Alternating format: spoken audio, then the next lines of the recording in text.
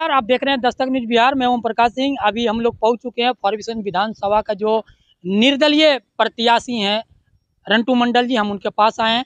कहीं ना कहीं यहाँ का जनताओं में जो यहाँ के जनता जनार्दन है, युवा है, उनसे आवाज़ निकल कर आया है कि हम लोग जो है यानी कि रंटू मंडल जी को चुन रहे हैं। तो हम लोग जानने का प्रयास करेंगे आखिर क्या कुछ इनका रहेगी भूमिका, और यदि लोग इसे चुनते हैं तो पहला प्राथमिकताएं क्या रहेगी। क्या नाम है आपका?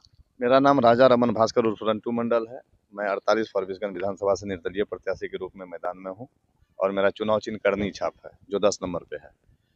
और मेरा प्राथमिकता सबसे पहले ये होगा कि इस विधानसभा में जो जाति धर्म के नाम पर राजनीति हुआ है 2000 के बाद से, जब जाकिर अनवर जी जब चुनाव जीते थे उसके बाद से यहाँ जाति धर्म के नाम पर राजनीति होने लगा आखिरी वक्त में। तो इस बार देखिए कहीं ना कहीं ऊपर वाला ये माहौल बना दिया है कि जाति धर्म का जो राजनीति का खेल हो रहा था वो खत्म होते दिख रहा है। अभी देखे होंगे ग्राउंड लेवल पर जाकर अब जो है जाति धर्म से लोग ऊपर उठ गए हैं। जो टिकट वाला मनमानी करते थे कि हम किसी को भी टिकट देंगे, जाति धर्म के नाम पर वोट लेकर जीत जाएंगे, चाहे वो भाजपा हो चाहे वो कांग्रेस हो, चूंकि यहाँ महागठबंधन का मजबूत प्रत्याशी नहीं है, महागठबंधन की तरफ से उम्मीदवार नहीं बनाया गया है, यहाँ पप्पू यादव जी की तरफ से सिंबल दे दिया गया था। तो महागठबंधन आप भी जान रहे हैं कि महागठबंधन के कोई नेता आए नहीं। आप इस बात को समझ रहे हैं ना। महागठबंधन में राजद भी पार्टी है, उसके भी कई लोग हमारे सहयोगी सहयोग कर रहे हैं, कांग्रेस नेता भी कई लोग सहयोग कर रहे हैं, मुकेश सहनी जी के पार्टी से सहयोग मिल रहा है, और वो जो है इंडियन इनकलाब पार्टी जो है IB गुप्ता जी, उनका भी करनी छाप, उनका भी सहयोग मिल रहा है। यानी महागठबंधन का जो टीम है वो पूरे मजबूती से साथ दे रहे हैं। भाजपा से जो लोग देख रहे हैं कि भाई अब वो भाजपा नहीं है, उनका भी सहयोग मुझे मिल रहा है। यानी सभी जाति सभी धर्म के लोग सभी पार्टी से हट के इस बार हमको मदद कर रहे हैं। मगर एक चीज जानना चाहेंगे, आप लगातार जो विधानसभा में अपना हकदारी रखते हैं और हर एक बार आप मेहनत करते हैं, मगर आप जैसा आदमी को आखिर टिकट क्यों नहीं मिलता? हम ये बात पहले ही बोल रहे हैं ना कि देखिए यहाँ सबसे पहले बात आप समझ लीजिए कि फॉरबिसगंज का एक इतिहास रहा है कि 2000 ईस्वी के बाद यहाँ जाति धर्म में लोग तब्दील कर रहे हैं। जब जाकिर अनवर जी चुनाव जीते थे, और आपके माध्यम से एक बात और हम बता देना चाहते हैं कि पिछले बार जब हम चुनाव लड़ रहे थे बसपा से और जाकिर जी लड़ रहे थे कांग्रेस से यहाँ से, तो कुछ आज जो लोग कह रहे हैं कि हम मंडल हैं, हम ये हैं, हम तो जातिवाद का नारा कभी नहीं दिए। हम तो ये बोले कि हम जात नहीं जमात के साथ चलने वाले लोग हैं। तो जब पिछले बार हम चुनाव लड़ रहे थे तो लोगों ने बैठक किया, मुझे बुलाया गया उस बैठक में कि आप चुनाव लड़िए और हम लोग आपके साथ हैं। जब आखिरी वक्त आया तो मैं पूछना चाहता हूँ ऐसे लोग जो आज ये कह रहे हैं कि मंडल का बच्चा चुनाव लड़ रहा है, तो मैं भी तो उस समय मंडल का बच्चा था और मुझे आप बुलाए थे वहाँ पर मैदान में कि आप आइए, आपको समर्थन करेंगे। क्या परिस्थिति आया जो उस समय में आप लोगों ने भाजपा को मदद करने का काम किया, इसीलिए कि जाकिर अनवर जी चुनाव में मैदान में थे, कोई मुसलमान चुनाव ना जीत जाए। इस बात को मुसलमान समझ रहे हैं। आप जान लीजिए कि मुसलमान फॉरबिसगंज में इतिहास रचने का काम किए हैं। 2000 ईस्वी को याद कीजिए, यही क्षेत्र का गरीब जनता, दलित, पिछड़ा, मुस्लिम सभी लोग मिलकर जेल में थे जाकिर अनवर जी, तब चुनाव जिताने का काम किए थे। कोई जान नहीं रहा था कि जाकिर जी चुनाव जीतेंगे। वही हवा अंदर करंट जो है अभी देखने को आपको मिलेगा, अंदर चले जाइएगा तो। चलिए रंटू जी, आपसे मिलकर बहुत खुशी मिला, मगर एक सवाल मेरा भी आपसे है। हम सिर्फ अपना ही विधानसभा का बात नहीं कर रहे हैं, जहाँ भी हम जाते हैं एक सवाल निकल के हर एक युवा का जवान से आता है कि आखिर पलायन नहीं रुक रहा और बेरोजगारी जो है दिन पर दिन जो है लोग, आप उस पे क्या आप करिएगा? आप भी आते हैं। मेरा एक कहना है स्पष्ट है। देखिए, आप विधानसभा में जिनको चुनाव जिताकर भेज रहे हैं, सदन में कौन लोग जा रहे हैं? सदन में आपकी आवाज बनकर जाते हैं जिनको आप चुनते हैं।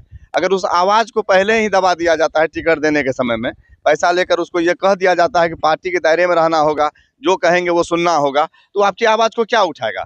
हम तो स्पष्ट कहते हैं कि आप चुनाव जिताइए। अगर 1 महीना के अंदर परिवर्तन नहीं होगा, हम विधानसभा में आत्महत्या कर लेंगे जाके। क्या लगता है आपको, अगर जनता जनार्दन आपको चुनता था, पलायन रोक दीजिएगा? पलायन रोकना तो 2 मिनट का काम है भाई। उद्योग विभाग क्यों बना है? लघु उद्योग क्यों बना है? आप विभाग पर जाइए ना, सब विभाग बना हुआ। उद्योग विभाग का काम है उद्योग देना, धंधा के लिए रोजगार खोलना। आज हमारे क्षेत्र में एक भी उद्योग है? छोटा ही उद्योग होगा, कुटीर उद्योग है, लघु उद्योग है। नौजवानों को क्या चाहिए? सहायता चाहिए, राशि चाहिए, वो कुछ ना कुछ धंधा पानी कर सकता है। पलायन तो रुका हुआ, लेकिन नेता चाहते हैं ये लोग पलायन करे और हम लोग जो है इस क्षेत्र का जो है विकास को बेचकर अपना मौज मस्ती करते रहें। आप बताइए, रिंग बांध बनना चाहिए हमारे क्षेत्र में, क्यों नहीं बनता है? आपदा प्रबंधन विभाग एक ऐसा विभाग है जिसमें ऑडिट नहीं होता है। आप पता लगा लीजिएगा किसी से, आपदा प्रबंधन विभाग में ऑडिट नहीं होता है। अरबों अरब का घोटाला होता है सालों साल। वो लोग जानते हैं कि अगर हम बांध बना देंगे, बाढ़ नहीं आएगा तो घोटाला करेंगे कैसे। ये सब मुद्दा है, ये सब समझना होगा।